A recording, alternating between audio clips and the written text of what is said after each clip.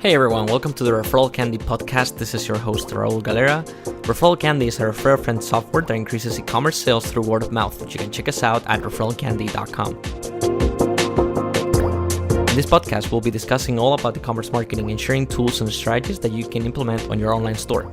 Today, we're sharing with you an interview that we recently had with Billy Wilson, co-founder and CEO of eCig Distributors. eCig Distributors is a technology company based in Las Vegas, specializing in the sale of vapor products. Their platform currently operates on a number of high-profile domains that service the needs of consumers, retailers, and wholesalers, such as eLiquid.com or eJuices.com. Billy is an experienced entrepreneur who founded his first company when he was only 13 years old. We asked Billy to tell us more about himself and his impressive entrepreneurial background. Here's what he said. So I started my first business when I was 13. Wow. I did mobile car detailing in my parents' neighborhood. I didn't have a car, so I just carried around a bucket and a hose and a bunch of soap. And my whole slogan was, "Don't go to the car wash, let the car wash come to you." So I did that for a few summers, ended up having 5 of my buddies working for me, and just really fell in love with the whole thought of, kind of creating our own schedule and solving problems and helping people. So after that, I had a couple different businesses. In college, I partnered up with a professor who had the first online accredited college classes in the United States. Mm-hmm. It was a company called collegeunits.com. We were actually accredited through the extended studies program at San Diego State University. When I started, we had 50 students. By the time we got shut down, we had 8,500 students. Wow. And the reason we got shut down was we were in talks with Blackboard, who's now probably the largest player out there, to acquire us. And the College of Extended Studies was upset because they had so many students on our program that they were losing state charter money because kids were only taking part-time units at the actual college and taking the rest of their units with us. I see. So they ripped up our agreement, and my partner was a tenured professor, and so he had a decision to make: give up his tenure and his pension and all that good stuff, right, and sue his employer, or go after this. So we spent a bunch of money in legal considering it, and at the end of the day, he just didn't have the stomach to do that. Right. So during that time, I was always very interested in flying. So I had, as I was finishing up college, I signed up at Embry-Riddle out of Florida to go to flight school, and 3 weeks before I was supposed to go, 9/11 happened. And so my goal was I wanted to go fly because I had an uncle who was head of the pilots union for UPS. So I was going to go fly, basically full-time, but their schedule is really part-time, and then do real estate on the side. So I flip-flopped those two things. Ended up staying in California, got my college degree, my pilot's license, my broker's license, and my appraiser's license all the same year. Mm-hmm. And then went to work for a developer to learn how to do land development. And as that was happening, it was, as most of my stories go, it was right before the recession. Our collective group, we had close to $300 million in long-term options in place under sales contracts to sell land all throughout Eastern Riverside County. And none of it closed. So instead of selling lots to builders, I started my own business going to the builders who had all the standing inventory and selling bulk condo projects and townhome projects and subdivisions out to other investors. Mm-hmm. So I made a really good business out of that. Got involved with a tech company that was based here in Las Vegas. I don't know if you're familiar with Tony Hsieh of Zappos, but he started a incubator in downtown here called the Downtown Project. We started a bowling application called RollTech, which was the 6th company he funded and one of only 2 to get follow-on rounds. We ended up being the official stats provider for ESPN, and now we run real money tournaments via an application for bowling leagues and bowling tournaments all over the world. Wow. And so then in 2012, my ex-wife lived across the street from my now business partner, Paul Davey. And Paul was in the generic pharmaceutical manufacturing business. He was a manager, kind of managing purchasing and those sorts of things. And he and I know each other because they lived across the street. Mm-hmm. So we were for about 10 years. And he called me one day and said, "Hey, I got introduced to this electronic cigarette. I think it's pretty interesting. I'm thinking about opening a retail store. What do you think? And I told him, I said, well, whatever you do, don't quit your day job. Try it on the nights and weekends and see what happens. Yep. So we tried it on the nights and weekends, and I was going back and forth to Vegas at the time from Orange County. So I called him about a month and a half after he had the store open, and I said, hey, how's it going? He said, oh, it's good. So Sunday afternoon, he said, I sold $3,500. I said, well, that's not too bad for nights and weekends over a month and a half. And he said, no, that was today. Oh. Holy cow. So he said, yeah, but I'm having all these issues. You know, at the time he had to wire tens of thousands of dollars overseas to China and hope the stuff would show up on a boat. If it wasn't Chinese New Year or Tomb Sweeping Day or some kind of other crazy holiday. So he'd have the store with, nothing to sell. So he said, what do you think? And I said, well, why don't we partner up and start a distribution business? He was only the second vape shop in Southern California at the time. So there weren't really a lot of customers, but it was clear that, there's lines out the door and people were really hunting for this product. So we started a distribution company and quickly decided that we would put this online. We did that really early on, even though the product required a ton of education. At that point, it was very clear that once somebody had their first vape device, they were quickly going to get their second. Those were going to get passed on, and that sort of teaching that's required was going to happen organically. So we got eliquid.com, ejuices.com, which is the kind of the software to the product, because this is really a razor blade business, with the liquids being the consumable. And so we got to roughly about 100 brands. We had moved 3 times. It started in Paul's son's bedroom when he was off away at college. The dog snuck in one day, ate about half of our product, almost put us out of business, and then moved to a public storage facility, a little tiny warehouse, and a bigger warehouse. We've moved 2 more times since then, but we got to about 100 brands, and everybody kept asking us, you're retailing all these brands. It'd be great if I could buy all these from you at wholesale. Yep. So unfortunately for our industry, there's not a lot of standard platforms that you could use due to the nature of our product.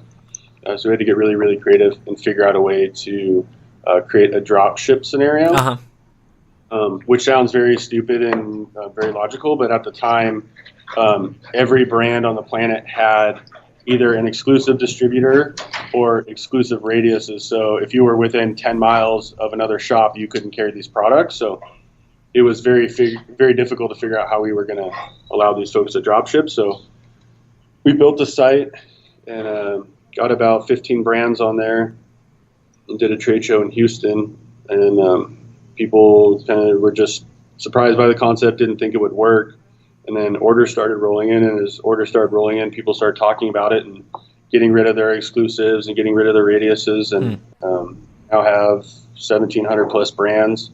That's with about 1,200 suppliers. We have several 100,000 retail customers and thousands of retail shops that we distribute and retail to all over the world. And we really think of ourselves as kind of a technology company. So both in that we're solving a problem with the technology we're selling, and that it's disrupting a 100-year-old industry that's killing people.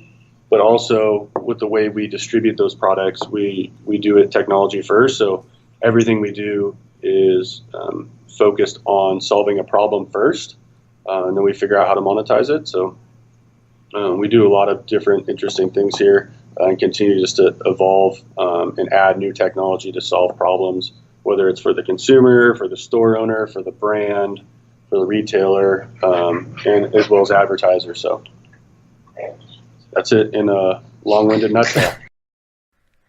So after hearing Billy's background as an entrepreneur, I really wanted to ask him what was, in his opinion, his biggest win or the I made it moment that he's had over the past few years at eCig Distributors. Now, for someone who's accomplished so much, I knew that this was going to be kind of a tricky question. I will probably expect an answer like, oh, we got featured in TechCrunch or we got featured in the New York Times from probably a younger or a less experienced entrepreneur. but I knew that Billy was going to give me a different answer than that. And it was actually very, very interesting. I'll let you guys hear it. One of the ones I think is, in my opinion, the coolest or the neatest. It wasn't really like a make or break, but it was this recent promotion we did for the Dog Days of Summer, and really focusing on bringing attention to all these animals that don't have homes, and helping people not only focus on rescuing, but also raising some money. I think we're going to raise somewhere between $5,000 or $10,000 for a local shelter here to help. And so that's really cool. And to see the customers' feedback about that. We have an office dog that I rescued about a year and a half ago, who's laying under the table underneath us right now. That's great. His name's Tank, and I saw a picture on the website before. Yeah, that's Tank. Nice. He just brings a lot of calm and sometimes excitement, and just a welcome release for a lot of people, even though he's most of the time just begging for their food. Just having that kind of animal around just provides a sense of calm for everybody. Yep. And the customer feedback was tremendous. We just did a trade show, and we had so many people come up to us saying, that was the coolest thing. I've never seen anybody in this space do that. We loved you guys before, but now you're by far our favorite. And then telling stories about their rescues, and, just getting people not just focused on what we do. Yeah. I think also too, the neat thing from us from a company perspective was that was the first time we've really done something to truly humanize the face of our company, right? We've typically been a website that provides product, but I think this one was the first one where people were like, hey, yeah, you guys are real people. You guys are cool people. We love what you're doing. And now we love you guys on a personal level too. So that was, I think, really, really cool to see. And based on the feedback, I think it really struck a nerve. One of the great things about the interview that we had with Billy is that some of his coworkers were actually in the room with him. So we could get their opinions on different areas like marketing channels. That's actually the last question that I asked him is, what are, in his opinion, and their team opinions as well, the best marketing channels that they're using right now, and why? And so here's what they said. Referrals. Is that the right answer? Yeah, I'll take it. Isn't that it is a big piece to our industry, because this is still relatively a new product. And we've seen the difference between kind of these products being sold in a C-store environment, where it's not, there's not that level of education, there's not that level of relationship that happens there, versus your local vape shop or through friends and family, where people truly get comfortable with the product. Because if you read the fear-mongering news, and there's a battery explosion, or people will say there's popcorn, all this other crap that is trying to sensationalize. But when you see a 75-year-old man come into your store that 6 months ago couldn't play and run with his grandkids, who now is, stuff like that really has a big impact. And even for the younger generation, kids that would normally be smoking at a young age that have turned to vaping, our industry's been vilified, but if you read the fine print, it's, hey, they're vaping, but they're not even vaping any nicotine products, where otherwise they'd end up with, a 40-year habit that would kill them. It's probably a short-term fun thing for them to do, where they're looking, feeling like they look cool, and doing those sorts of things, but without the terrible addiction and long-lasting side effects. And those stories, the best way to tell those stories is peer-to-peer, not just blasting out to the media, because the media is just going to, paint their tainted picture on it. But real stories and referrals are a great way to do it. So it's a great service to have. So my next question was going to be about what made you decide to use a referral program. And from your answer, I kind of understand that it was a natural reaction. So you saw that your customers were already promoting your product, so you just thought it was the natural move to just reward them for doing that? Yeah. So having had a couple stores, we saw that that's what would happen is, a guy would come in that was a longtime vapor, and then he'd bring a friend, and then that friend would bring a friend. And, it's a much more difficult experience to translate online if you don't have a program to do this. especially in the easy format and giving that people shopping online are so finicky. The guy that's going to take a half hour to go into your store is not the guy that's, price shopping online or trying to figure out who has the real site or who offers the best prices. So, having that kind of social validity behind us really, really helps a lot. And when you guys decided to run a referral program, what made you decide to use Referral Candy as the option? So I think, if I'm not mistaken, we had used another program in the past, and I unfortunately don't have my CTO up here. Otherwise, I'd give you a much better answer. But as far as I recall, a lot of the functionality, a lot of the user experience on these other programs was not as robust. Referral Candy seemed to give us the most flexibility. We are a very rapidly growing company, so we needed something that our team could teach and impart that didn't require a tech genius to have a bunch of coding. Right. So that simplicity, ease of use, and scalability were really, really important to us. We moved here not too long ago, and we had, I think, 35, 40 employees. We're already up to 55. Oh. And when we moved here, we didn't even have a full marketing team. We now have 5 people handling this and doing a hell of a job. So being able to get them in a very user-friendly environment without having to spend a lot of time teaching them how to use Referral Candy, I know was definitely one of the reasons that we decided to not only try, but continue to stay with you guys. Well, I'm not going to lie. I was very happy to hear that referral marketing in general and Referral Candy in particular was such an important part of their marketing mix. And this is something you can do for your business too. All you have to do is go to referralcandy.com and enjoy our 30-day free trial so you can start getting more referrals. We are at the end of the show. I hope you liked it and see you at the next one.